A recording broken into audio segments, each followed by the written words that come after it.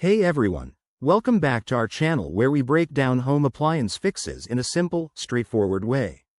Today, we're tackling Rheem Furnace Error Code 0, 2025, a common issue that can leave you in the cold during winter. If your Rheem furnace is displaying this error, it might feel frustrating, but don't worry, we'll walk you through what it means and how to handle it step by step. First things first. Error code 0 on a 2025 Rheem furnace model typically signals an ignition lockout or flame sensing problem. This means the furnace tried to start but couldn't detect a flame, possibly due to issues like a dirty filter, faulty igniter, or even a gas supply interruption. It's a safety feature designed to prevent hazards, so it's nothing to ignore. Let's dive into the possible causes. A clogged air filter is often the culprit, restricting airflow and causing the system to shut down.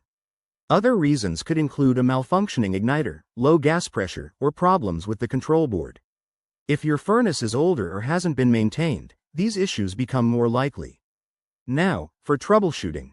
Start by turning off the power to your furnace at the circuit breaker for about 30 seconds, then turn it back on to reset the system. Next, check and replace the air filter if it's dirty. This is an easy fix that might resolve the error right away. Make sure your gas supply is fully on and there are no obvious leaks. If you smell gas, evacuate immediately and call a professional. If the error persists, inspect the igniter for any visible damage, but avoid touching it if you're not experienced, as it involves electrical components. Always prioritize safety. Wear protective gear and ensure the area is well ventilated. In many cases, these steps can get your furnace running again, but if the problem continues, it's time to contact a certified HVAC technician to avoid further damage or risks.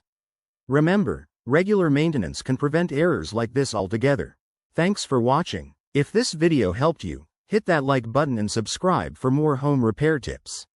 Stay warm and safe out there.